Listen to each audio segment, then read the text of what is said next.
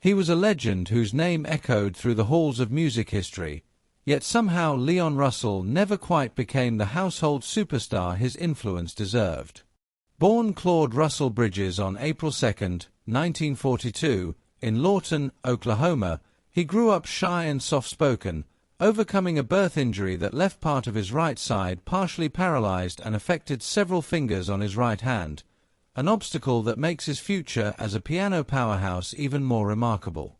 A musical prodigy, he began playing piano at 4 and mastered multiple instruments before his teens, performing in Tulsa nightclubs with a fake ID simply for the love of music.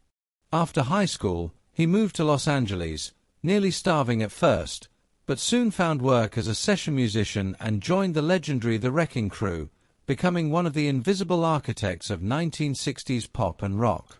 He played on records for the Byrds, the Beach Boys, and the Rolling Stones, worked with Frank Sinatra and Bob Dylan, and collaborated with producer Phil Spector during the Wall of Sound era. Craving creative control, he stepped into the spotlight in 1970 with his debut solo album and the haunting classic A Song for You, later covered by icons like Ray Charles. His 1972 album Carney featured the hit Tightrope, briefly making him a full-fledged rock star. He co-founded Shelter Records with Denny Cordell, signing future greats like Tom Petty, and became musical director for Joe Cocker's Chaotic Mad Dogs and Englishman tour. He played alongside George Harrison at the Concert for Bangladesh and later collaborated with Elton John on the Grammy-nominated 2010 album The Union, which reintroduced him to a new generation. Yet Russell resisted fame, living like a nomad, clashing with executives, and refusing to polish his rough edges for Hollywood. By the 1980s, as MTV and synthesizers reshaped the industry, he quietly faded from charts and headlines. Legal disputes, financial strain, and serious health issues, including brain surgery in 2010, further pushed him into seclusion on a Tennessee farm.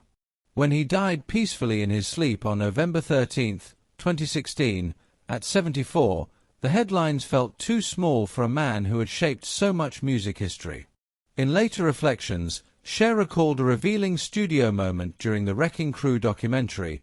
Russell arrived drunk to a tense session with Spector, responded to criticism with fearless wit, and left the room in laughter, a snapshot of his wild brilliance and quiet defiance.